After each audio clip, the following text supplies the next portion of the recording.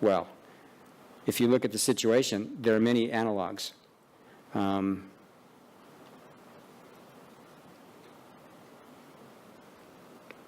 are many similarities. So one question you could ask is, are these lessons of any relevance for Europe now? And you could say, well,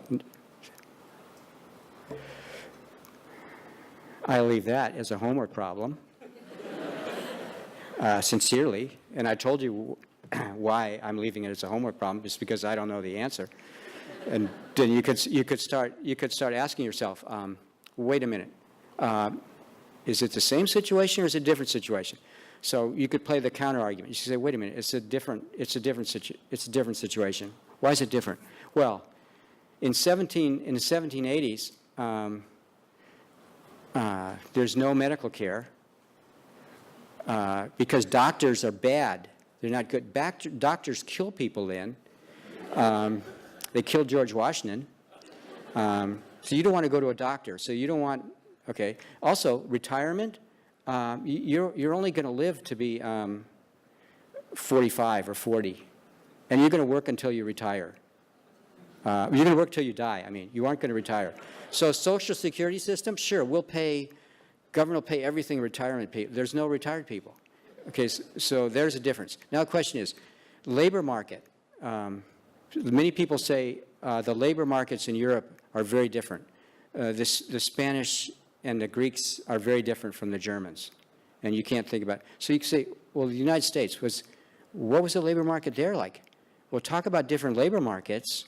There was only free labor in 20% of the United States, and they're all living in the South. Maybe over half the people in the United States living south in the southern states are slaves. They have no right. Women can't vote. Women are repressed in various ways. So talk about heterogeneous labor markets. European labor markets are probably closer than the labor markets that were in the United States now. But those are things for you to think about. And as I say, this is a homework assignment. That's the end.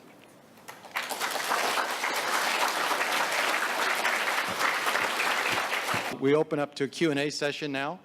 And not that he really needs help moderating, but that's the way we do it here. I'll moderate. We do have microphones that we would like you to use the microphone because it's a large audience. So when the microphone is passed to you, if you're willing to, this isn't a requirement, if you could please identify yourself, because after all, you know the speaker. It'd be good if he knew you.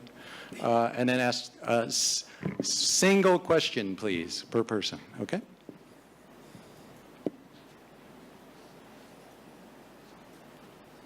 They're all worried about the homework problem, I think.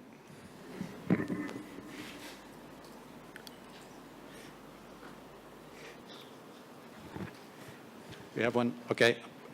Upper left. Yes, sir. Please.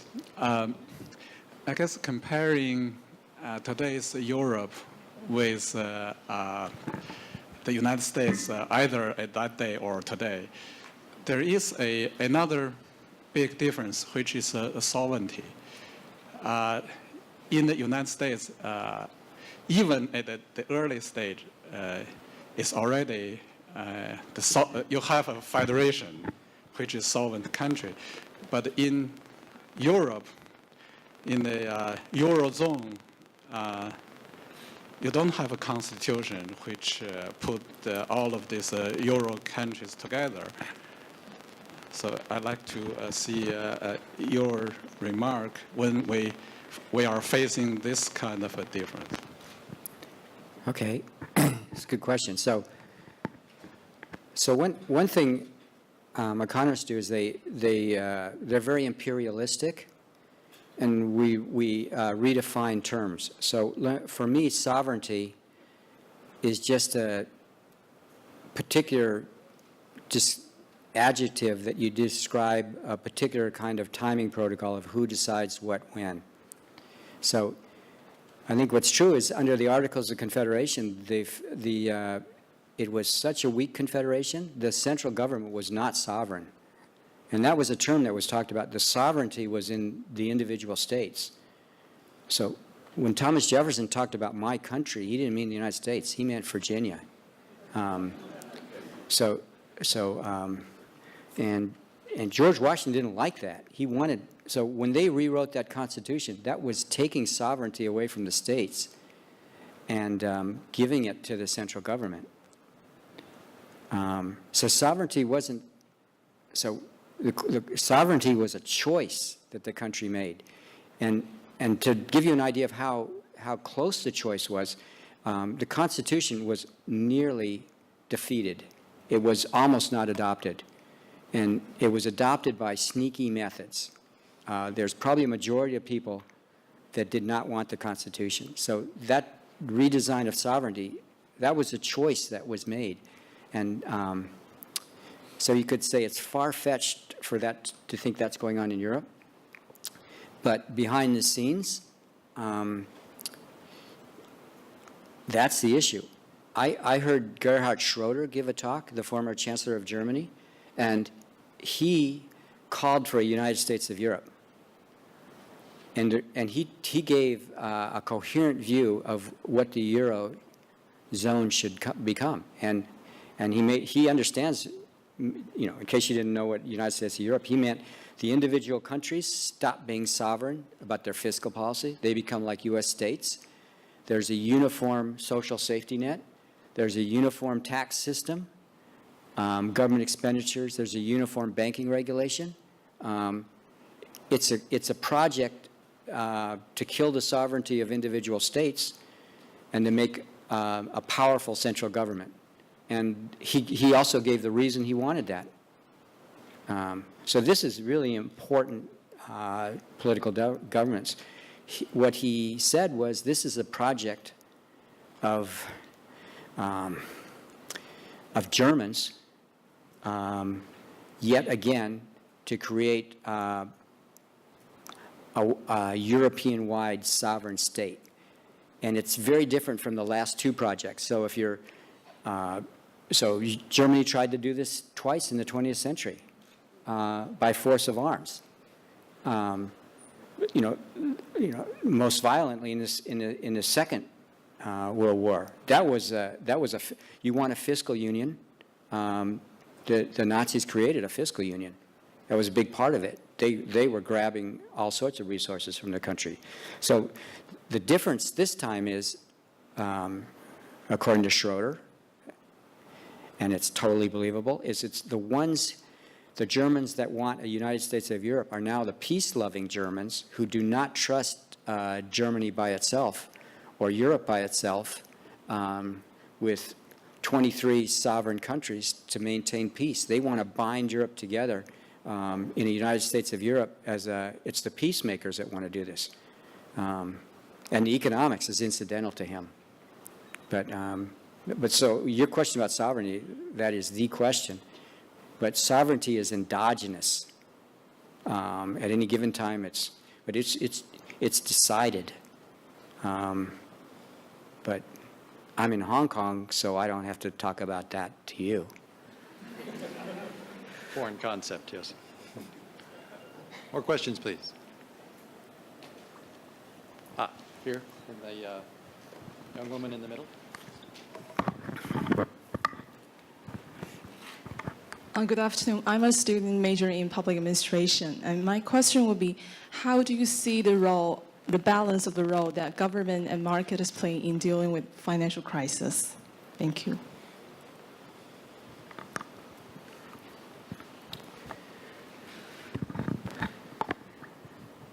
So this is a great and very serious question. So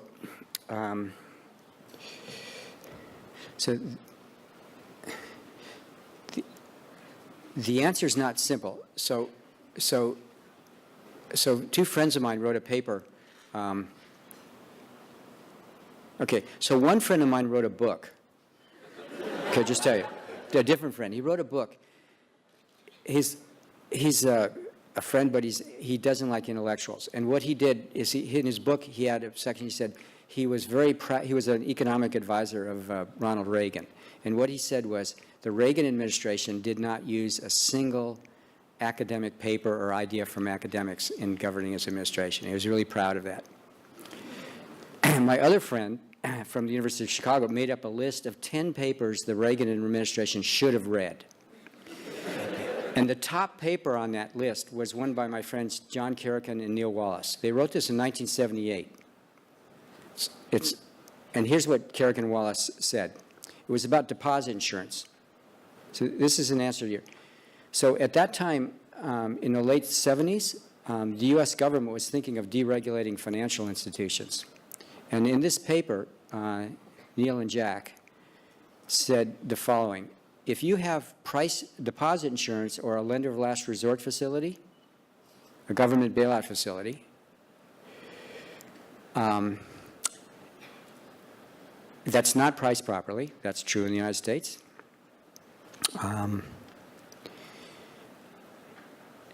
And you deregulate financial institutions, then they showed through some mathematical calculation that banks have the incentive to become as big as possible and as risky as possible. And with probability 1, you will have a financial crisis and you'll have to bail them out. So their conclusion was, if you have deposit insurance, you better not deregulate, or you better get rid of deposit insurance or reform it. Well, the United States left deposit insurance intact, and we deregulated. And we had a mini financial crisis in the 1980s under Reagan. It just worked just like, and then we had a really big one. And now people like Paul Volcker think that because of this government implicit insurance, which the United States has extended very big, that the stage is being set for a really big financial crisis. And hopefully at my age, you will see this, but I won't. But there's all sorts of fascinating things like where it goes back where the government does things unintentionally that stop the private sector from doing some things to control risks, but the government doesn't adequately control risks. And Milton Friedman used to call it the law of unintended consequences. So the question you asked, it's a ripe field for research. There's a famous British person named Walter Bagehot, who was a political scientist, not an economist. He wrote a book called Lombard Street in 1873. It's about government lender of last resort. And he said there were real dangers in it because if you have deposit insurance, it shifts. The depositor has no incentive to monitor the banks, and if the government doesn't do a good job, you're setting yourself up for a fall. So anyway, there's a research career if you want to pursue your question. Nice question, thank you. Down.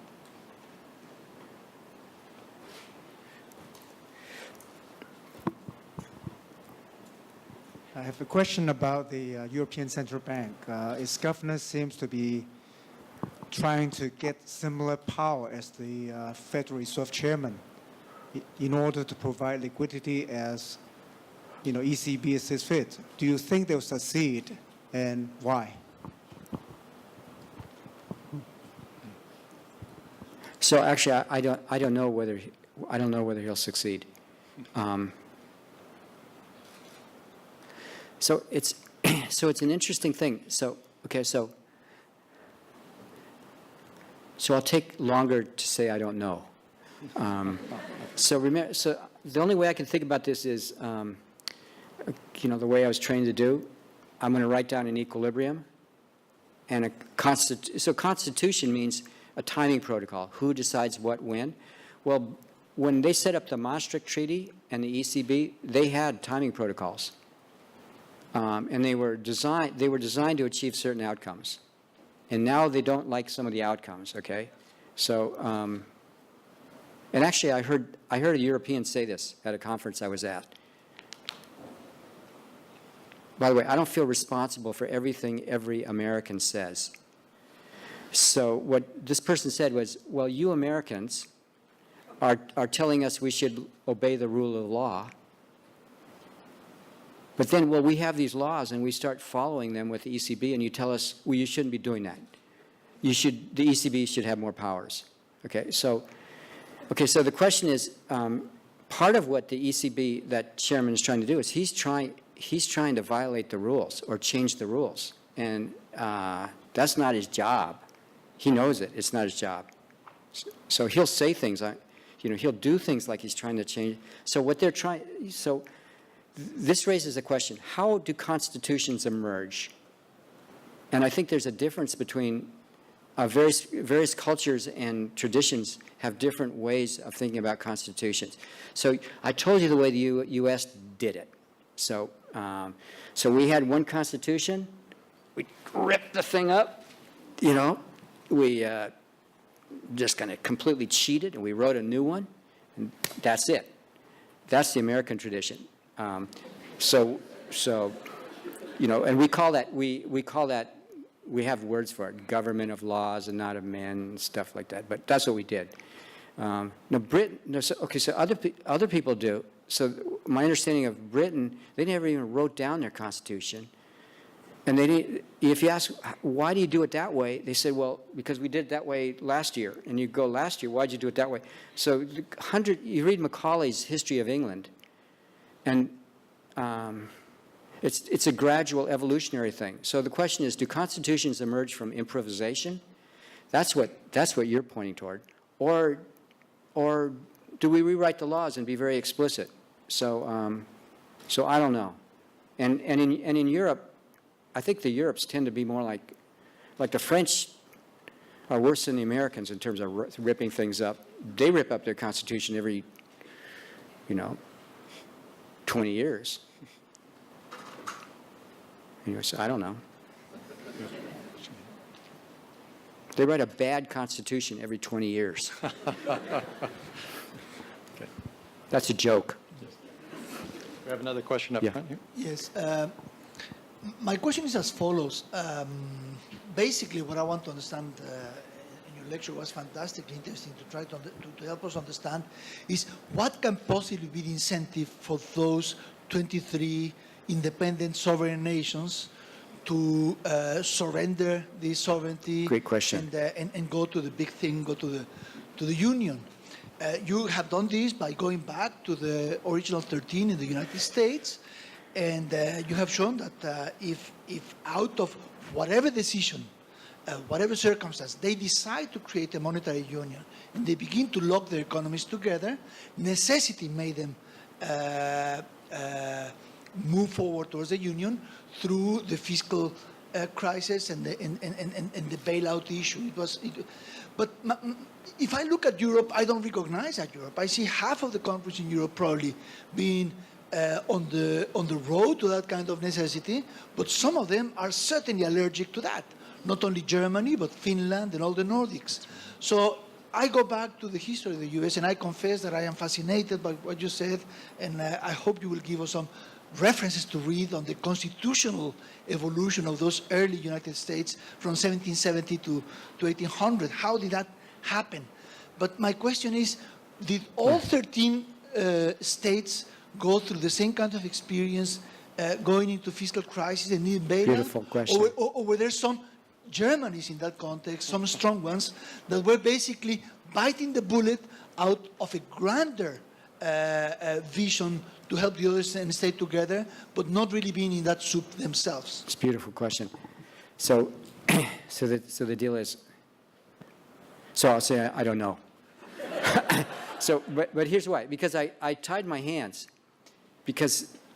So the thing is, okay, so what I said, okay, I go back to what's an economy and what's a protocol and all that. So the truth is there's not just 13 states.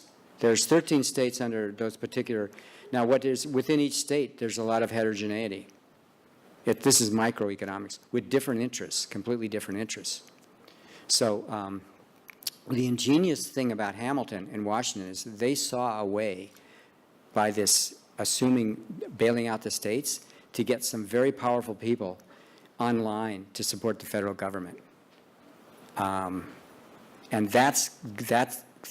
so the creditors are likely to be in favor of a stronger fiscal authority that can, so that's what, now are the taxpayers, if you're a taxpayer Okay, so these questions about the distribution, the reason I'm saying I don't know, and now we need help from political scientists, but they're going to use the same, so it's a very complicated thing with the distribution of, but your question about within the United States, I can tell you a book to read, McKendrick and Ellis, The Age of Federalism. Actually, McKendrick and Ellis are two people that deans and presidents should keep in mind, because they're two people, and they wrote a few papers and they got tenure, and then the dean and presidents thought they completely retired, and what they did is they published nothing. And what they did is they went away for 25 or 30 years and they worked on one project, this book. And it came out 25 or 30 years after they got tenure, and it's brilliant. But they were very patient. Now, most people who stop writing papers just stop writing them. But anyway. But your question about how do you go from, economists are not good at this, and I think historians aren't good at this. How do you explain a revolution? Because if you look at the French Revolution, things were going along, and it was an equilibrium. Every time they tried to change things, there were things that kept the society together. And the way I think about that as an economist is, I'm doing the best thing given that you're doing the best thing, and things are kind of settling down. And then something happens to completely break it. And I have some ideas about what happened in France, but it was a fiscal crisis. By the way, that's a challenge. If you can come up with a good theory, substantiated of what explains revolutions, then you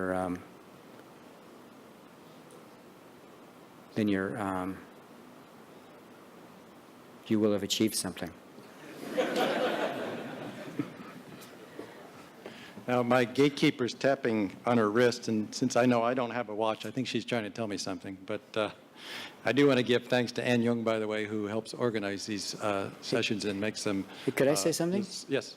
So this is a really good university because of some of the questions, but also some of the things. I heard some questions from an undergraduate today that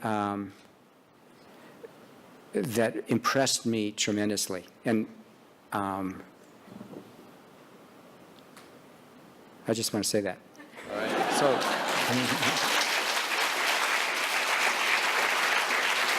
So don't go away. Don't go away, because I was about to say that I see a number of hands up there, but in particular one that I believe is from a student. So if I'm going to put the pressure on the student, now that you've said that, to ask the question.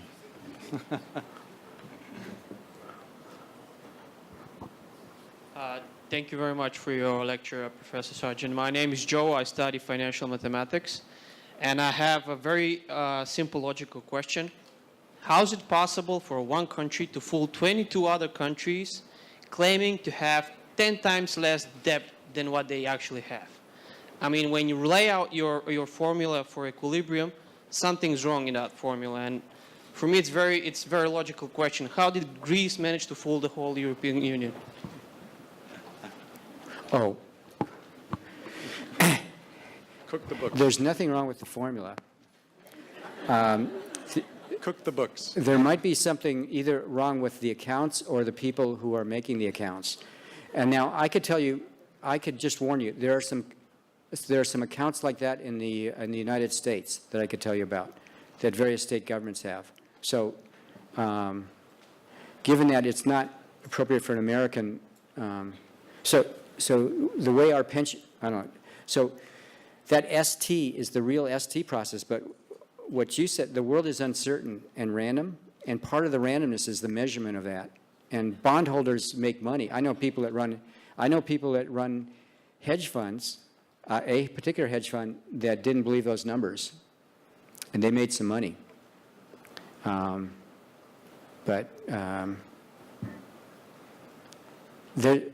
question is a really good one. There's a story behind it.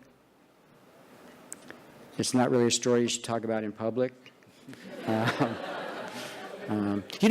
So Adam Smith, so you have to realize, so your question, like, you're studying financial, so Adam Smith, it's an important thing to know about capitalism. Like, Adam Smith hated businessmen. Did you know that? The father of, the intellectual, one of the intellectual fathers, he hated businessmen. You read his description of businessmen, he says, no two of them ever get together, then they start conspiring to cheat the public. Okay, that's the advocate of capitalism. And what did he say stopped him? He said what stopped him was competition and people on the other side, reading their accounts, not trusting them, competition, and that was the serendipity of the competitive system. And it's a difficult thing for people to understand, but Adam society is people are greedy and they'll try to cheat. They'll try to cheat the books. They'll try to. I have my own personal experience with this, not trusting some books that, some accounts that I'm giving. But what keeps it valid, what constrains that is competition.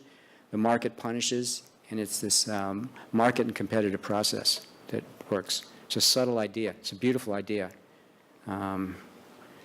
It's not a nice commentary about human nature, but someone said, a great economist said that the purpose of economics was to economize on a very scarce resource, love. Good way to end. So you've left us a great memory, and I think we've all learned a lot. As I invite Professor Wei Kuo to come up and give you a souvenir, let's thank our speaker one more time, please.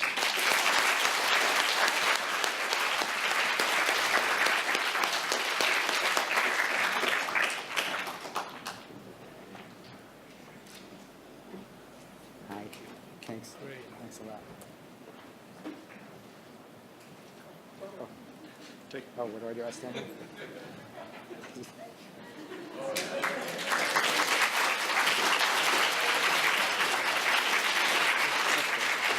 Thank you very much. Yeah, thank you. Thanks a lot. What am I holding? Oh, it's beautiful. It's really beautiful.